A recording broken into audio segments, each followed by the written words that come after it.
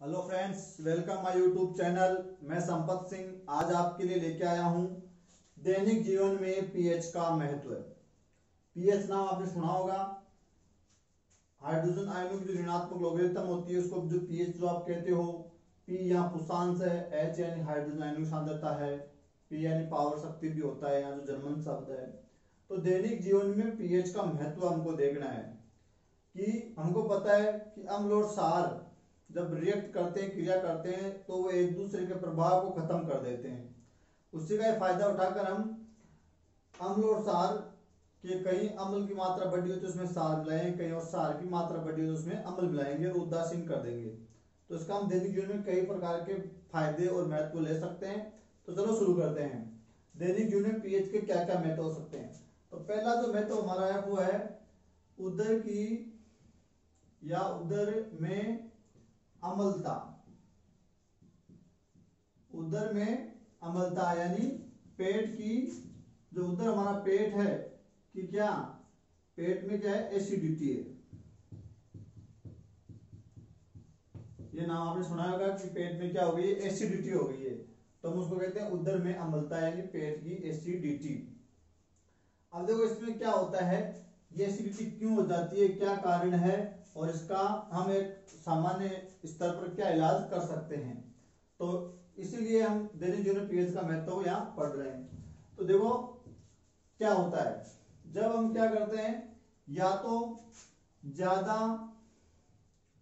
मसालेदार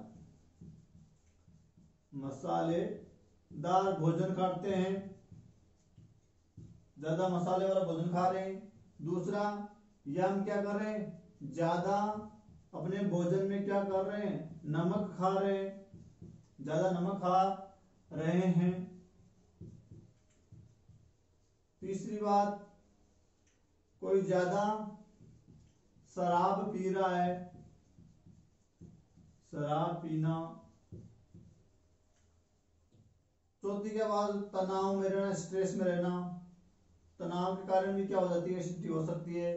और पांचवा कारण, समय पे भोजन न करना, समय पर भोजन न करना। और क्या कि भोजन ज्यादा करना, ज्यादा ठूंस लेना अंदर। और क्या, भोजन का पाचन सही तरीके से न होना, अपच की स्थिति, अपच की स्थिति। तो इन सब कारण से क्या हो जाती है, एसिडिटी हो जाती है, अम्लता हो जाती है।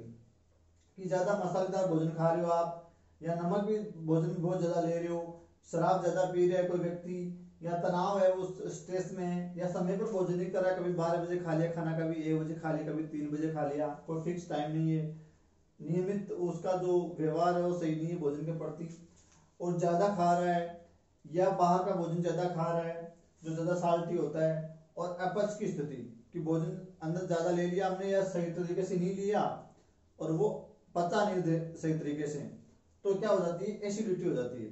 होता है क्या है कि ये जो कुछ भी हम खाते हैं वो हमारे उदर में जाता है, पेट में जाता है। और पेट का जो जठर रस होता है उस जठर रस में एक अम्ल भी शामिल होता है, और वो अम्ल होता है HCl, हाइड्रोक्लोरिक अम्ल, जो एक प्रबल अम्ल होता है जो हमारे पेट की जो ऑक्सेंटिक सेल होती है, अम्लजन जो कोशिकाएं होती है, वो HCl का सिक्रेशन करती है। और ये HCl क्या करता है, इसका जरूरी है वहां होना कि ये पेट में आए हुए भोजन के साथ आए हुए जो जीवाणु बैक्टीरिया कीटाणु होते हैं उनको नष्ट करता है, भोजन को सड़ने से बचाता है, कठोर ऊतकों को घोलता है, उनको तोड़ता है, ऐसे मदद करता है। लेकिन अपच की स्थिति या भोजन ज्यादा खाने से या भोजन पचा नहीं तो जठर रस में HCl की मात्रा है वो बढ़ जाती है। अगर HCl की मात्रा बढ़ गई तो क्या होगा, हमको कुछ लक्षण नजर आएंगे, पेट में जलन होगी, पेट में क्या होगी, जलन होगी, यानी पेट में तो होगी, साथ में आहार नाल जो ऊपर का जो हिस्सा है वहां भी आपको जलन फील होगी। पेट में क्या होगा, दर्द होगा, पीड़ा होगी, वेदना होगी आपको, खट्टी डकारें आएगी, खट्टी ग्यारी डकारें आना, और मुंह में खट्टा खट्टा पानी आना, मुंह में खट्टा पानी आना। तो ऐसी समस्या होती है एसिडिटी के दौरान कि जलन हो रही है, बेचैनी हो रही है, पीड़ा हो रही है, पेट में दर्द हो रही है, नासा जल रहे हैं, नासा अंदर जल रहे हैं, खट्टी खट्टी डकारें आ रही है, और जो कि मतलब एकदम माहौल खराब सा लग रहा है, फीलिंग अच्छी नहीं आ रही है, तो वो HCl की बड़ी मात्रा है। तो पेट में तो जलन होती है, साथ में ये जो हमारी जो ग्रास नाल है, ग्रसनी, उसमें भी होती है, मुंह में खट्टा खट्टा पानी आ जाता है, कई बार ऐसा लगता है कि भोजन मेरा मुंह में वापस आ रहा है, मतलब बेचैनी सी रहती है। तो वो इस हाइड्रोक्लोरिक अम्ल की अधिकता के कारण होता है। तो ये बढ़ गया। अब इसका इलाज क्या करेंगे, हमको कुछ इलाज चाहिए कुछ, तो वो हम अब यहाँ इसका इस्तेमाल करेंगे दैनिक पीएच का, कि यहाँ हमारा जो है पेट के अंदर जो हमारा उदर है, वहां का जो पीएच है वो क्या हो गया, कम हो गया है। कम हो गए, क्यों हो गया है, क्योंकि वहाँ हाइड्रोक्लोरिक अम्ल की सांद्रता बढ़ गई है, तो पीएच घट गया है। जब हाइड्रोजन आयन की सांद्रता बढ़ती है तो पीएच घटता है, और जब OH माइनस आयन की सांद्रता बढ़ती है तो पीएच बढ़ता है। तो यहाँ H+ आयन की सांद्रता बढ़ने से पीएच घट गया, और पीएच घट गया, कम हो गया, इसीलिए हमको ये दिक्कत हो रही है, क्योंकि जो अम्ल वो सीधा ऊतकों के संपर्क में आ रहा है और ऊतक जल रहे हैं अंदर, इसलिए हमको पीड़ा हो रही है, वेदना हो रही है। तो इसका इलाज हम क्या करेंगे, कुछ एंटी एसिडिक जो चीज है वो काम लेंगे। एंटी एसिड, जैसे हम यहाँ क्या लिख सकते हैं, कोई दुर्बल सार काम ले सकते हैं, क्योंकि सार और अम्ल रिएक्ट करेंगे और उदासीन हो जाएंगे, तो हमको इस समस्या से समाधान मिल जाएगा। तो यहाँ कोई दुर्बल सार काम लेंगे, जैसे यहाँ जो पॉपुलर जो चीज काम आती है वो आती है मिल्क ऑफ मैग्नीशिया, एक दुर्बल सार है MgOH का होल 2, इसको क्या कहते हैं, मिल्क ऑफ मैग्नीशिया। तो एक दुर्बल सारक है, इसका घोल पीना चाहिए, जिससे क्या होगी, यह क्षार है और ये अम्ल से क्रिया करेगा, और जो अम्लता जो बढ़ी हुई है उसको क्या कर देगा, उदासीन कर देगा। या जैसे इनो वगैरह होती है तो उसमें भी कुछ सारे लवण भरे होते हैं, जब पानी के साथ उसको मिक्स करके हम पीते हैं तो वो उसको क्या करते हैं, बढ़ी हुई अम्लता को उदासीन कर देते हैं, उदासीन करने की क्षमता रखते हैं। तो इस प्रकार हम एसिडिटी से निजात पा सकते हैं। तो ये हो गया हमारा उदर में अम्लता। नेक्स्ट हमारा जो बिंदु है वो क्या है, और यहाँ आप और भी कोई दुर्बल सारे काम में ले सकते हो, कोई दिक्कत वाली बात नहीं है। कोई सारे लवण काम में ले सकते हो, जैसे सोडियम हाइड्रोजन कार्बोनेट जो खाने का सोडा होता है वो वगैरह काम में आ सकता है। तो उसका विलयन अगर हम पियेंगे तो वो बढ़ी हुई जो अम्लता है उसको शांत कर देगा। दूसरा है हमारा, और वो है दंत क्षय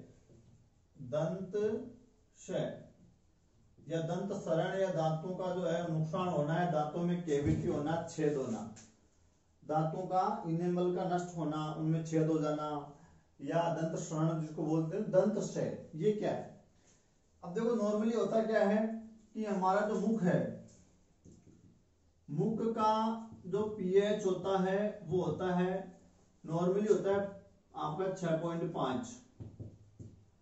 मुख का सामान्य पीएच कितना होता है, 6.5।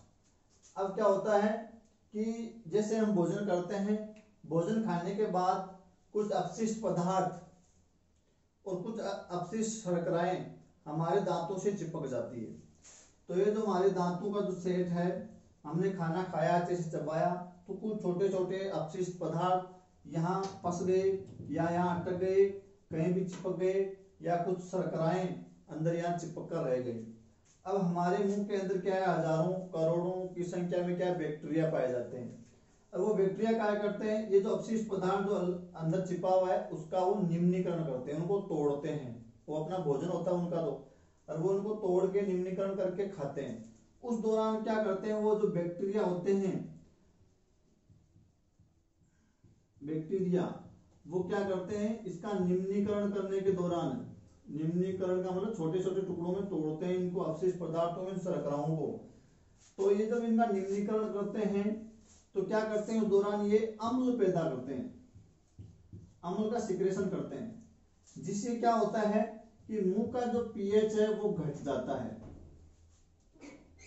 अम्ल बढ़ने से मुंह का पीएच क्या हो जाएगा, घट जाएगा, और घट के मुंह का पीएच कितना हो जाएगा, 5.5 हो जाएगा। 6.5 से कितना हो गया, 5.5 हो गया। अब यहाँ जो प्लांक हमारा जमा हुआ है और इन प्लांक के अंदर क्या बैठे हुए, बैक्टीरिया बैठे हुए हैं, वो इनका निम्नीकरण कर रहे हैं, और अम्ल पैदा कर रहे हैं। अब अगर हमने ब्रुश वगैरह नहीं किया तो वो अम्ल इस प्लांग के नीचे जो कचरा है, अपशिष्ट है, उसके नीचे यहाँ इकट्ठा हो जाएगा और ये जो अम्ल है वो हमारे दांतों को नुकसान पहुंचा सकता है। हमारे दांतों की चमक होती है जिसके कारण हमको वाइट दिखते हैं। हमारे शरीर का जो सबसे कठोर पदार्थ होता है जिसको हम इनेमल कहते हैं, इनेमल जो कैल्शियम फॉस्फेट का बना होता है, उसका नुकसान होने शुरू कर देता है। क्योंकि अम्ल है ना, वो किसी चीज को जला सकता है, उसको सड़ा सकता है, खराब कर सकता है, और वो अम्ल यहाँ इकट्ठा होने से इनेमल नष्ट हो जाता है और यहाँ छेद हो जाता है, दांत का नुकसान होता है, दांत का क्षय हो जाता है। तो ये इस कारण हो रहा है। तो हमको करना क्या चाहिए, खाना खाने के कुछ समय बाद में, तुरंत नहीं, आधी घंटा 1 घंटा बाद में। क्यों? क्योंकि बैक्टीरिया जब इसको अच्छी तरह से जो या अपशिष्ट लगे उनका जब निम्नीकरण कर देंगे तो उनको उस अपशिष्ट को हटाना आसान होगा। हम तुरंत कर लेंगे तो उनका निम्नीकरण नहीं होगा, शायद वो हटेगी। तो जब बैक्टीरिया का निम्नीकरण कर देंगे कुछ समय बाद में, तो हम कुछ क्षारीय जो दंत मंजक होते हैं, हमको कौन से दंत मंजक चाहिए, क्षारीय। तो हमारे जो भी पेस्ट होते हैं, जो हम जिससे हम ब्रुश करते हैं, मतलब जो हम दांत साफ करते हैं, वो क्षारीय प्रकृति के होते हैं। क्यों होते हैं? क्योंकि देखो यहाँ पीएच है ना वो कम हो जाती है, अम्लीय माध्यम हो जाता है मुख का, पीएच 5.5 तक आ जाती है जो घातक होती है इनेमल के लिए। तो हमको आधे 1 घंटे के बाद में उन सारी दंत मंजकों से दांतों की सफाई करनी चाहिए, जिससे क्या होगा, प्लांग वगैरह सारा हट जाएगा और बढ़ी हुई जो अम्लता है, जो गठाव पीएच है, अम्ल और ये साथ मिलेंगे तो उदासीनीकरण की विक्रिया हो जाएगी और ये पीएच 5.5 नहीं होगा, ये वापस बढ़ जाएगा और सामान्य बना रहेगा, जो हमारे दांतों को कोई नुकसान नहीं होगा। दूसरा ये इस्तेमाल हो गया हमारा। तो यहाँ कुछ सारी दंत मंजक हमको काम में लेने हैं। तीसरा क्या आता है, तीसरा आता है कीटों का डंक। कीटों का डंक। अब जब किसी भी प्रकार का कोई कीट है उनमें डंक पाया जाता है उनकी अपनी सुरक्षा के लिए, ताकि उनको कोई भी छेड़े या उनको कोई परेशान करे तो वो डंक उनमें डंक दे दे और वहां से वो फरार हो जाए या बच जाए उन शिकारी से। तो जो भी कीट पतंगे हैं, कीड़े हैं, मकोड़े हैं, चींटियां हैं, या कोई पादप भी कई प्रकार, जैसे नेटल पादप है या आपके मधुमक्खी है, भौरे हैं, इनके जो डंक होते हैं, बिच्छू है, उनके डंक में क्या पाया जाता है, अम्ल पाया जाता है। अम्ल होता है, प्रबल अम्ल हो सकता है, दुर्बल अम्ल हो सकता है। प्रबल होगा तो हमको जलन पीड़ा ज्यादा होगी और वो जब हमारे त्वचा के संपर्क में आएंगे, और दुर्बल अम्ल तो कम होगी पीड़ा वगैरह। तो जैसे ही वो क्या करते हैं अपनी सुरक्षा के लिए, या उन पर जैसे हमारी त्वचा संपर्क में आती है या हम उनको परेशान करते हैं, तो वो क्या करते हैं, हमारी त्वचा के संपर्क में डंक जब आता है तो वो उसमें हमारी त्वचा के अंदर क्या इंजेक्ट कर देते हैं, अम्ल इंजेक्ट कर देते हैं, अम्ल अंदर छोड़ देते हैं। और अम्ल दाहक प्रकृति का होता है, तो वो सेल्स को जलाता है वहां से, और जलाता है तो हमको दर्द होता है, वहां सूजन आ जाती है, स्वेलिंग आ जाती है, पीड़ा होती है काफी समय तक। फिर वो कुछ समय बाद में नॉर्मल भी हो जाता है और स्वेलिंग 1-2 दिन तक रह भी सकती है। तो वो दर्द जो हो रहा है वो अम्ल इंजेक्ट होने के कारण हो रहा है, और वो उन कीटों में मौजूद है, सुरक्षा के लिए वो डंक पाया जाता है। तो यहाँ भी हम क्या कर सकते हैं, जो डंक है वो अम्ल छोड़ रहा है, तो यहाँ भी हम कुछ सारक, कोई लवण काम में ले सकते हैं। और वो कुछ सारक अगर वहां हम लगा लेंगे, जैसे हम खाने का सोडा लगा सकते हैं, NaHCO3, सोडियम हाइड्रोजन कार्बोनेट लगा सकते हैं, क्योंकि ये सारे प्रकृति का लवण होता है, वहां लगा लेंगे, या नमक लगा लेंगे, या कोई भी सारी जो हमारे पास कोई विलियन है, कोई पेस्ट है, वो लगा लेंगे, तो वो उदासीनीकरण की विक्रिया हो जाएगी और जो डंक हमें लगा उससे हमको राहत मिल जाएगी, क्योंकि अम्ल और सार रिएक्ट करेंगे और उदासीन हो जाएंगे। तो कीटों के डंक में भी क्या पाया जाता है, अम्ल पाया जाता है, और उससे हमको इस प्रकार राहत मिल सकती है। चलो नंबर 4 क्या आता है हमारा,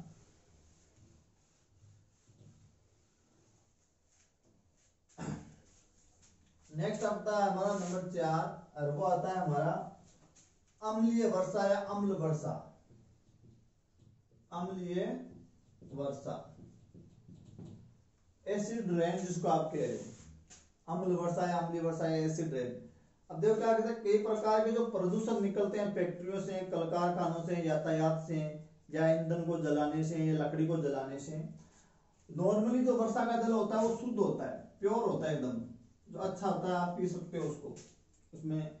लेकिन इसमें कई प्रकार के जो प्रदूषक अगर मिल जाते हैं, जैसे कार्बन का ऑक्साइड है जैसे CO2, सल्फर का ऑक्साइड है SO2, नाइट्रोजन का ऑक्साइड है NO2, और कई सारे और प्रकार के प्रदूषक, ऐसे कोई प्रदूषक उनमें मिल जाते हैं तो वो पानी फिर शुद्ध नहीं रहता है। ये जो प्रदूषक है, ये ऑक्साइड है, ये ऊपर जाते हैं और जल से क्रिया करते हैं, क्योंकि ऊपर जो बादलों में जल है उनसे क्रिया करेंगे और एसिड बना लेंगे, अम्ल बना लेंगे। ये कार्बोनिक अम्ल बना लेगा जैसे H2CO3, ये सल्फ्यूरिक अम्ल बना लेगा जैसे H2SO4, ये नाइट्रिक अम्ल बना लेगा HNO3। ऐसे रिएक्ट करके ये अम्ल बना लेते हैं, ये अम्ल। अब ये अम्ल जब पानी में मिल जाएंगे, वर्षा वाले पानी में, तो उनका पीएच क्या हो जाएगा, घट जाएगा, पीएच क्या हो जाएगा, कम हो जाएगा।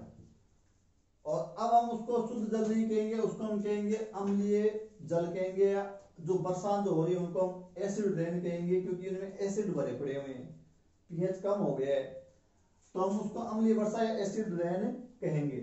और ये पीएच है वो काफी कम हो जाता है, जैसे अगर ये हो जाता है 6 पॉइंट आपका 5.6, अगर पीएच कितना हो जाए 5.6, वर्षा जल का अगर पीएच 5.6 हो जाता है, 5.6 से कम, तो हम उसको क्या कहेंगे, अम्लीय वर्षा कहेंगे। अगर वर्षा का जल का पीएच इन अम्लों के कारण घटकर कितना हो गया, 5.6 हो गया, से कम हो गया, तो हम उस वर्षा को क्या कहेंगे, अम्लीय वर्षा कहेंगे। और ये जब अम्लीय वर्षा जब बरसेगी तो ये खेतों में इकट्ठा होगी, तो खेतों को नुकसान होगा ही, साथ में कोई नदी नाले बनेंगे तो नदियों का पीएच भी, नालों का पीएच भी क्या हो जाएगा, कम हो जाएगा, जिससे मछलियां मर सकती है, जलीय पौधे नष्ट हो सकते हैं, क्योंकि निम्न पीएच के अंदर जब काफी कम पीएच हो जाता है, अम्लता बढ़ जाती है, तो वहां कोई पेड़ पौधा उगना या जीव जंतुओं का सर्वाइव करना मुश्किल हो जाता है। तो यहाँ ये मृदा के लिए भी नुकसानदायक है, पेड़ पौधों के लिए नुकसानदायक है, जल के जो स्रोत है उनके लिए भी नुकसानदायक है, क्योंकि वर्षा जल जल स्रोतों में जाके गिरता है, नदियों में से या नदियों में रहता है, जो भी है, तो इस प्रकार ये दिक्कत होती है। तो हम इन प्रदूषकों को कम करके क्या कर सकते हैं, अम्लीय वर्षा से बच सकते हैं। तो हम ये प्रदूषक कम पैदा करेंगे तो ये समस्या का हमको सामना नहीं करना पड़ेगा। तो ये हो गया अगला नंबर 4।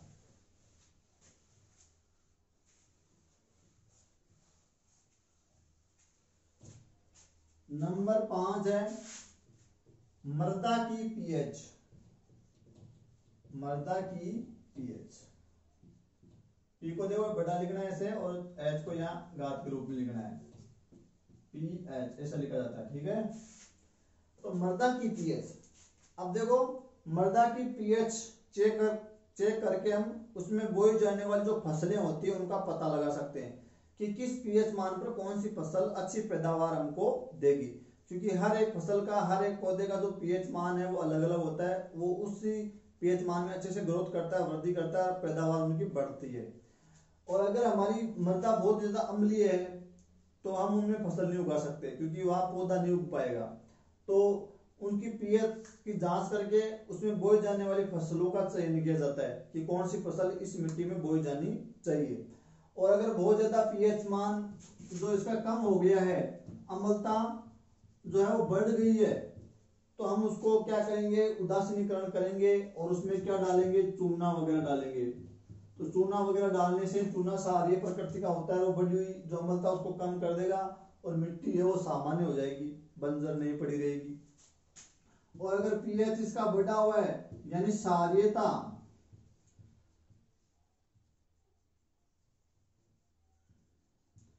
क्षारीय प्रकृति इसकी बढ़ी हुई है, तो हम उसमें क्या मिलाएंगे, जिप्सम मिलाएंगे, और वो फिर उदासीनीकरण की विक्रिया हो जाएगी। तो इनका हम सारा लेकर मिट्टी की पीएच के आधार पर उसमें कौन सी फसल उपयुक्त है वो बोकर हम पैदावार जो है वो बढ़ा सकते हैं। तो ऐसे हमारे दैनिक जीवन में पीएच का क्या रहता है, काफी महत्व रहता है, और इसका फायदा उठाकर हम जो है जो अम्लीय वर्षा है उसको रोक सकते हैं। मृदा की पीएच का जांच करके हमारी जो फसल की पैदावार उसको बढ़ा सकते हैं। दांतों का जो नुकसान हो रहा है उससे बच सकते हैं। कीट पतंगे है वो अपना डंक वगैरह डाल के अपनी सुरक्षा खुद करते ही हैं। और इसी प्रकार जो पेट की जो एसिडिटी है उससे भी हमको निजात मिल जाता है।